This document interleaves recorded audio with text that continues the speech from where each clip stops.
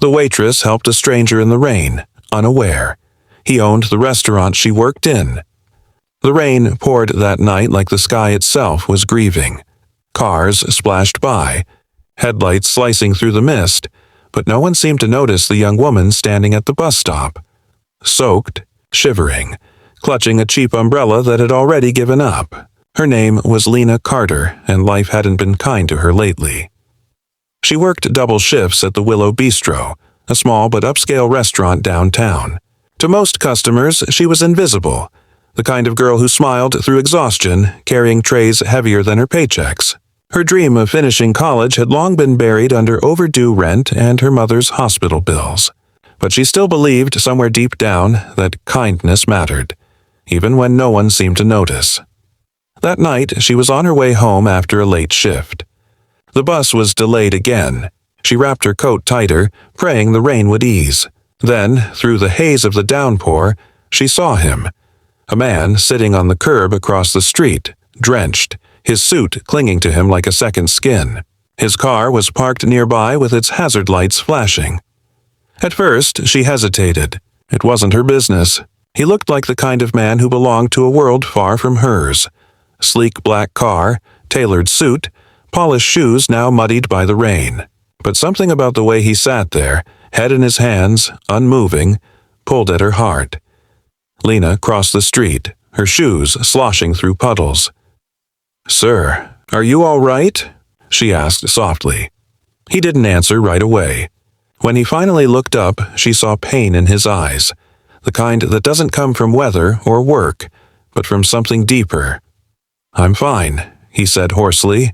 "Just bad day." "You'll get sick sitting here," she said. "Come inside. There's a small cafe around the corner. I just finished work there. You can dry off." He blinked, surprised. "You're a waitress?" "Yeah," she smiled faintly. "And apparently part-time therapist when it's raining." He let out a weak chuckle, the first sign of life she'd seen from him. She led him to the cafe, even though it was technically closed.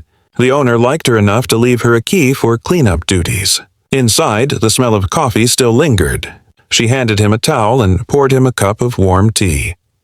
He sat there quietly, watching her move around the dimly lit cafe.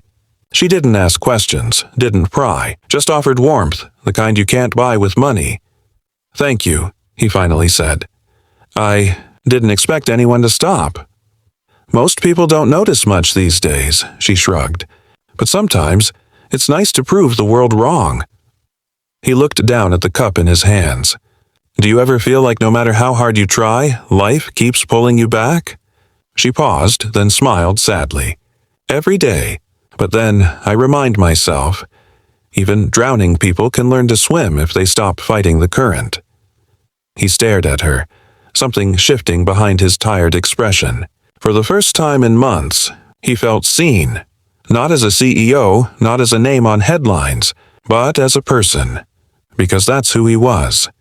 Ethan Ward, billionaire owner of the Willow Bistro and half a dozen other businesses. But that night he wasn't the man on magazine covers. He was just a man who had lost himself in success.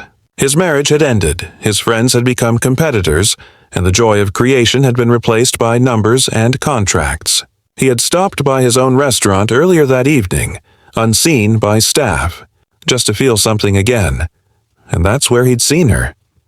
He'd watched Lena serve customers with quiet grace, helping an elderly couple with genuine care, even laughing softly when a child spilled water on her shoes.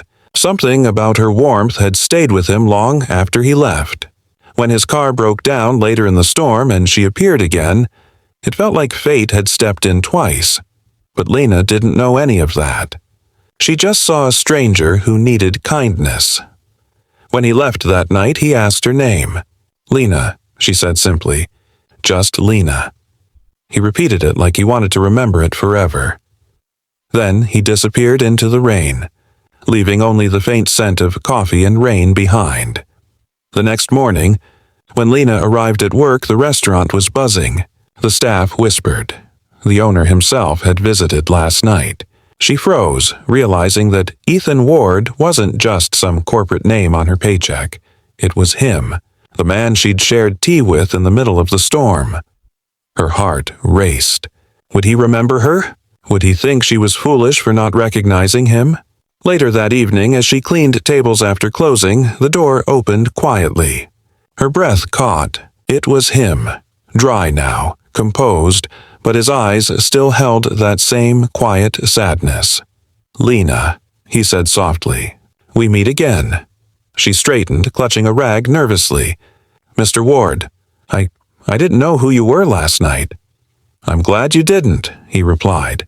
"For the first time in years, someone saw me as a man, not a company."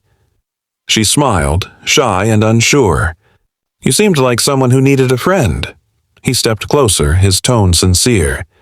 "And you were exactly that." That night began something neither of them expected. He started visiting more often, sometimes after hours, sometimes just for coffee. He'd sit in his own restaurant, dressed simply, listening to her stories about her mother, her dreams, her struggles. She had no idea how much her honesty meant to him, how much it reminded him of who he used to be before the world turned him into a nameplate on a skyscraper. And slowly, quietly, the walls he'd built began to crumble. He started helping her mother's hospital bills anonymously, ensuring the debts vanished without a trace. When Lena found out weeks later, she cried, not out of guilt, but disbelief that someone still cared that deeply. But Ethan didn't tell her it was him. Not yet. He wanted her to care for the man, not the money, until the night she almost lost her job. A rude customer had spilled wine on his date and blamed Lena. The manager, terrified of bad reviews, yelled at her, ready to fire her on the spot. Tears welled in her eyes, but before she could speak, a deep voice came from the doorway. "That's enough," Ethan said, stepping forward. Everyone froze. The manager stuttered, "Sir, I didn't know you were—" "She did nothing wrong," Ethan said firmly. "In fact, she's the reason this place still feels human." Lena turned to him, eyes wide, heart pounding.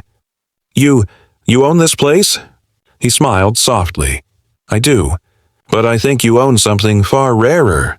Kindness that money can't buy." For a moment, no one moved. The air in the restaurant seemed to thicken around them. Lena's breath trembled as she looked at him. The man she'd comforted in the rain. The man who had quietly slipped into her world like a whisper. Now standing before her, powerful and composed, yet with the same soft eyes that had once looked lost under the storm. "I didn't want you to know," Ethan said quietly, walking toward her. "I didn't want you to treat me differently. I just wanted to feel something real again." She shook her head slowly, tears gathering. "You helped me when I had nothing, didn't you? The hospital bills, the anonymous donations. It was you, wasn't it?" He hesitated for a heartbeat, then nodded. "You once told me that kindness mattered, even when no one noticed. I just wanted you to know. Someone did." Her lips trembled. She wanted to speak, to thank him, but the lump in her throat refused to move. The other employees silently drifted away, leaving them standing in the quiet glow of the restaurant lights. "I thought you were just," she whispered. "A stranger who'd had a bad day." Ethan smiled faintly. "And I thought you were just a waitress, but you were the only one who saw me when no one else did." He turned toward the window, rain streaking down the glass just like that night. "After my divorce, I built this place to feel close to people again. But all I built were walls. You reminded me what it felt like to be human." She stepped closer, her voice soft but steady. "You didn't have to hide who you were. I would have still cared." He looked back at her, and the vulnerability in his eyes broke through every barrier between them. "That's exactly why I couldn't risk it. I didn't want your kindness to become a transaction." For a long moment, they stood in silence, two people from different worlds bound by a single, unplanned act of compassion. Then, as the rain continued to fall, Ethan reached into his coat pocket and placed something on the table between them, a small silver key. "What's this?" she asked softly. "The storage room," he said. "But not the one here. It's a space we used to keep old furniture from our first restaurant. It's been locked for years. I want you to see it tomorrow." She frowned, puzzled, but nodded. The next morning, Lena found the place just as he described, an old, forgotten building tucked away behind the main street. Dust covered everything, but when she unlocked the door and stepped inside, her breath caught. It wasn't just storage. It was a dream paused in time. Tables lined with sketchbooks, blueprints of a new cafe design, notes scribbled with ideas. A place where stories begin. And there, pinned on a board, was a small faded photograph.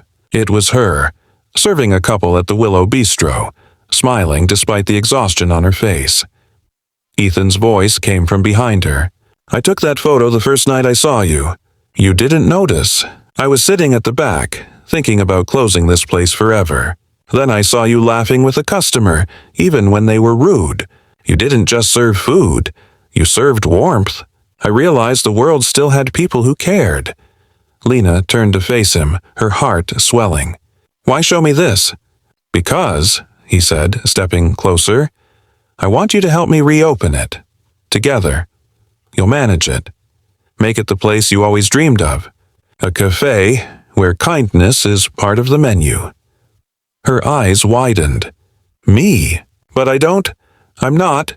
"You are," he interrupted gently. "You've been running on hope your whole life. Lena, now it's time to build something that gives hope to others." Tears spilled down her cheeks as she whispered, "I don't know what to say." "Say you'll try," he said softly.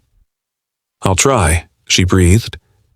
Over the next few months they worked side by side, repainting walls, choosing furniture, brewing coffee, laughing through mistakes. Lena watched Ethan transform too. His suit jackets were replaced by rolled-up sleeves and flour-dusted aprons. He wasn't the billionaire boss anymore. He was the man she'd first met in the rain. And in that quiet cafe they built together, something beautiful began to bloom.